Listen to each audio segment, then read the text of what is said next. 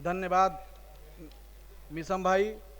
हम लोग यहाँ पर हम लोगों के रहबर, हम लोगों के अभिभावक अयातुल्ला सैयद अली हुसैन खामनेई साहब को श्रद्धांजलि देने के लिए इकट्ठा हुए हैं। और मैं आप लोगों के बीच में ये कहना चाहता हूँ कि केवल ईरान ने या विश्व ने एक अच्छा नेता नहीं खोया है, बल्कि भारत ने एक सच्चा दोस्त, एक सच्चा हमदर्द खो दिया है। क्योंकि जब जब भी भारत को आवश्यकता पड़ी है, तब तब ईरान उसके लिए एक दोस्त की तरह, एक भाई की तरह खड़ा हुआ है। चाहे 1994 में जब कश्मीर का मुद्दा आया और राष्ट्रीय मानवाधिकार संगठन के सामने पाकिस्तान ने पेश किया उस मामले में, तो भारत की तरफ से अगर कोई सबसे अपनी वीटो पावर लेके खड़ा हुआ और सपोर्ट किया तो उस देश का नाम ईरान था।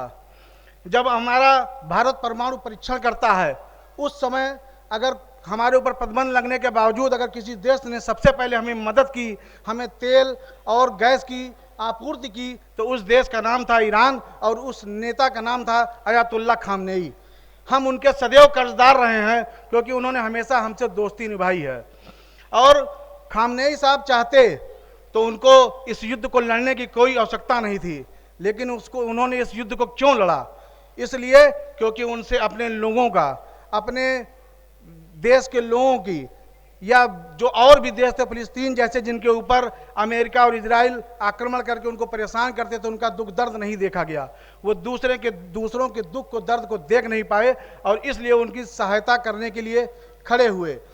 और मैं आप लोगों के बीच में केवल इतना कहना चाहता हूँ कि वो चाहते तो उनको कोई आवश्यकता नहीं थी कि दूसरे के मामले में हस्तक्षेप कर दें, लेकिन उनसे ये देखा नहीं गया कि अमेरिका जैसा देश जो सुपर पावर है, जिससे लोग बात करने में घबराते हैं, जिसके सामने डरते हैं, लेकिन खामनेई साहब उसके सामने सीना तान के खड़े हुए। क्यों? क्योंकि किसी बड़े बुजुर्ग ने कहा है कि उसूलों पे आंच आ जाए तो टकराना जरूरी है।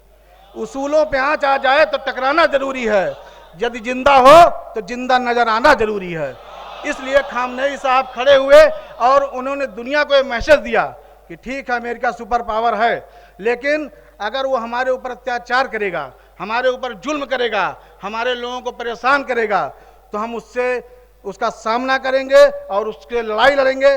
और आप लोग देख रहे हैं कि इतने दिनों की लड़ाई में ट्रंप ने तो पहले घंटे में बता दिया कि हम युद्ध जीत गए हैं, लेकिन आज सारी दुनिया देख रही है कि युद्ध का क्या हाल है। और अमेरिका जैसा देश वो बार बार ये बात कर रहा है कि हम समझौता करना चाहते हैं, वो भी समझौता करना चाह रहा है। खामनेई साहब ने हम लोगों को ये सिखाया कि जालिम अगर जुल्म करे तो उससे डरिए मत, उससे हटिए मत, उसका सामना कीजिए। और मैं आप लोगों के बीच में केवल इतना ही कहना चाहता हूं, खामनेई साहब के बारे में इतनी ही बात कह के अपनी बात को खत्म करूंगा कि हजारों साल नरगिस अपनी बेनूरी पे रोती है, हजारों साल नरगिस अपनी बेनूरी पे रोती है, तब जाके चमन में होता है दीदावर पैदा।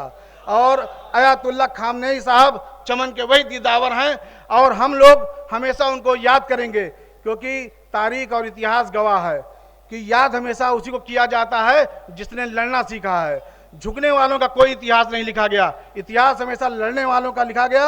और खामनेई साहब ने लड़ाई लड़ी है हमारे लिए, आपके लिए, कमजोरों के लिए, जो लोगों को परेशान किया जा रहा है उनके लिए। इसलिए इतिहास हमेशा खामनेई साहब को याद करेगा और उनको हमेशा सर्वोच्च स्थान देगा। इन्हीं बातों के साथ मैं आप लोगों के बीच में उनको अपनी तरफ से, अपने परिवार की तरफ से, अपनी पार्टी की तरफ से और अपने देश की तरफ से उनको विनम्र श्रद्धांजलि अर्पित करता हूं। और इतिहास हमेशा खामनेई साहब को एक अच्छे नेता और एक अच्छे सैन्य कमांडर की तरह याद करेगा। इन्हीं बातों के साथ बहुत बहुत धन्यवाद, आभार।